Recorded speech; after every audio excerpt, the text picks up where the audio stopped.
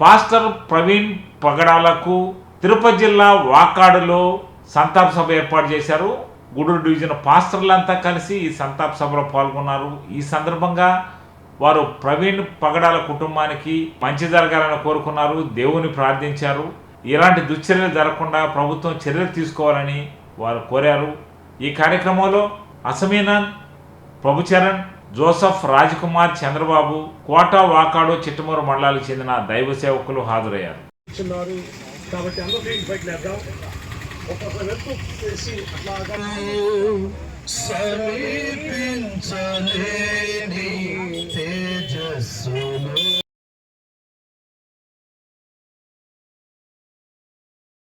ప్రభువైన అనేక ప్రాంతముల నుంచి నీ ప్రజలు నీ బిడ్డలనైనా ఆదరణకర్తవు, ఆదరించు దేవుడు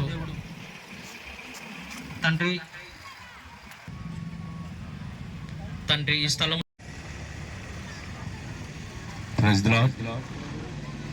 కానీ రకరకాలైనటువంటి సాధనాలతో మనం చూస్తున్నాం. అనుమానాస్పద మృతి చెందినటువంటి ప్రవీణ్ పగడాల గారి సంతాప సభలో పాల్గొని ఉన్నాం. ఈ సందర్భంగా మృతి చెందినటువంటి ప్రవీణ్ కుమార్ గారి కుటుంబానికి ఆదరణ కలగాలని కోరుకుంటూ ఉన్నాము.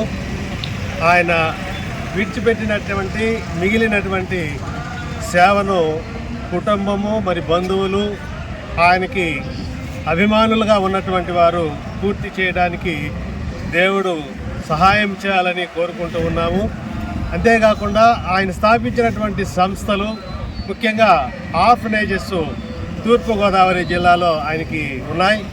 మరి వీటన్నిటి నిమిత్తం కూడా ఇవన్నీ కూడా కొనసాగి అభివృద్ధి చెంది మరి సమాజానికి ఉపయోగపడడానికి ప్రభు కృప చూపాలని కోరుకుంటూ ఉన్నాము. క్రైస్తవులంటే ప్రేమ చూపేవారే. ఆంగ్లేయుల కాలం నుంచి కూడా మనం చూసాం. మరి సమాజం యొక్క అభివృద్ధి కోసం, సమాజ క్షేమం కోసం ఎన్నో కార్యక్రమాలు మరి క్రైస్తవులు ఆ రోజు నుంచి కూడా చేశారు. స్కూల్స్ స్థాపించింది వారే, హాస్పిటల్ స్థాపించింది వారే, ఆశ్రమాలు స్థాపించింది వారే. ఈ రీతిగా వీటన్నిటి ద్వారా ప్రజలకి సేవ చేస్తూ వాళ్ళు అత్యున్నతమైనటువంటి బాగా అభివృద్ధి చెందినటువంటి సమాజం కోసం వాళ్ళు ప్రయత్నం చేశారు. ఆ ప్రయత్నంలో భాగంగానే దేశము సుభిక్షంగా ఉండాలని, క్షేమంగా ఉండాలని, అందరూ కూడా ఐక్యమత్యంగా ఉండాలని, ఏ విధమైనటువంటి భేదాభిప్రాయం లేకుండా, మత విభేదాలు లేకుండా అందరూ కూడా కలిసి జీవించాలన్నది క్రైస్తవుల యొక్క ప్రవృత్తి. ఆ రీతిగా ప్రవీణ్ కుమార్ గారు కూడా చెప్పినటువంటి విషయం ఏంటంటే, వ్యక్తిని వ్యక్తిగానే చూడండి, మతపరంగా కానీ లేదా వేరే ఏ విధమైనటువంటి విద్వేషాలతో కానీ చూడొద్దని చెప్పి ప్రవీణ్ కుమార్ గారు చెప్పారు. దానిని కూడా ప్రతి ఒక్కరూ కూడా దానిని ఆచరిస్తే మనం వ్యక్తిని వ్యక్తిగా చూడడం అనేది జరిగితే అది సమాజం బాగుపడుతుంది, దేశం బాగుపడుతుంది. ఏదేమైనా కూడా క్రైస్తవులు చిన్న సంఖ్యలో ఉన్నటువంటి వారు, జనాభాలో చాలా తక్కువగా ఉన్నటువంటి వారు అయినప్పటికీ కూడా వారు ఏ విధమైనటువంటి ఇది చేయలేరు అనేటువంటి ఉద్దేశంతో కాకుండా వారిని కూడా ఈ సమాజంలో మనుషులుగా, వారిని కూడా ఈ సమాజంలో బ్రతకనివ్వాలని చెప్పి క్రైస్తవులుగా మేమందరం కూడా కోరుకుంటూ ఉన్నాం. మరి ఒకసారి మరి ప్రవీణ్ పగడాల వారి కుటుంబానికి ఆదరణ కలగాలని, దేవుడు ఆ కుటుంబాన్ని చల్లగా చూడాలని, మరింతగా దేవుని యొక్క పరిచర్యలో వారు ముందుకు కొనసాగాలని చెప్పి నేను ఈ సమయంలో మనవి చేస్తూ ఉన్నాను. మనకు అర్థమవుతున్న విషయం ఏంటంటే అది ఆకస్మిక మరణం అని తెలుసు, కానీ ఎన్నో అనుమానాలు ఉన్నాయి. అది దేవుడికి తెలుసు, మనకు తెలియదు. అయితే ప్రభుత్వాన్ని మనం అందరి పక్షంగా సంఘీభావంతో అడిగేది ఏంటంటే, క్రైస్తవులు తక్కువ జనాభా అయినా కూడా మా పక్షంగా కూడా న్యాయం చేయండి అని మాత్రం ప్రాధేయపడుతున్నాం.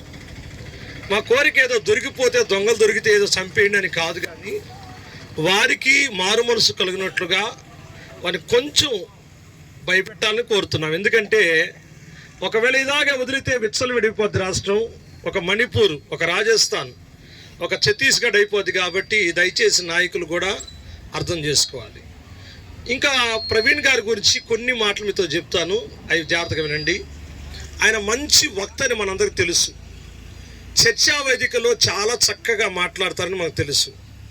అన్ని మత గ్రంథాలు, చరిత్రక గ్రంథాలు, బైబిలు క్షుణ్ణంగా పరిశీలన చేసి చర్చావేదికల్లో క్రైస్తవ మత గ్రంథంగా పిలువబడిన బైబిల్ని, యేసు ప్రభుని చక్కటి స్థానంలో నిలబెట్టిన వ్యక్తి మన ప్రవీణ్ కుమార్ గారు.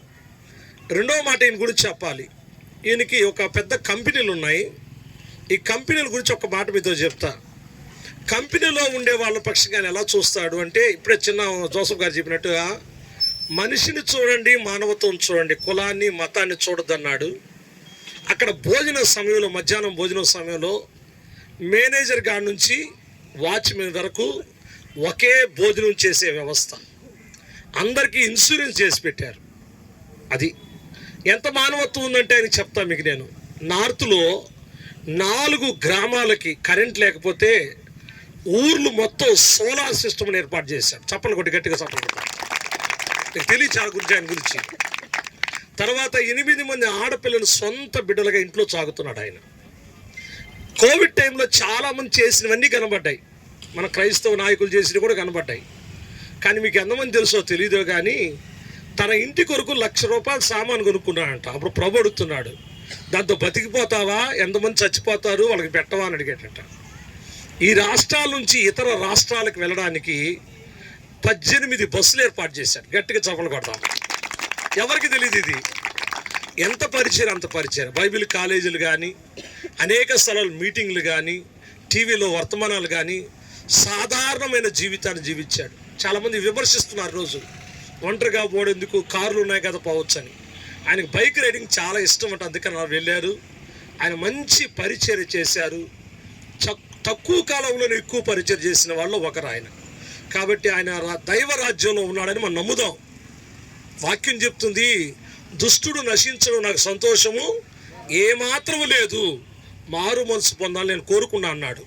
కాబట్టి ఒకవేళ ప్రతీకార చర్యల్లో ఎవరైనా చంపిన ప్రయత్నం జరిగి ఉంటే దేవుడు వారిని క్షమించునుగాక, దేవుడు వారిని మార్చునుగాక, ఈ ప్రయత్నం వెనుక కుట్రలన్నీ కూలిపోవునుగాక.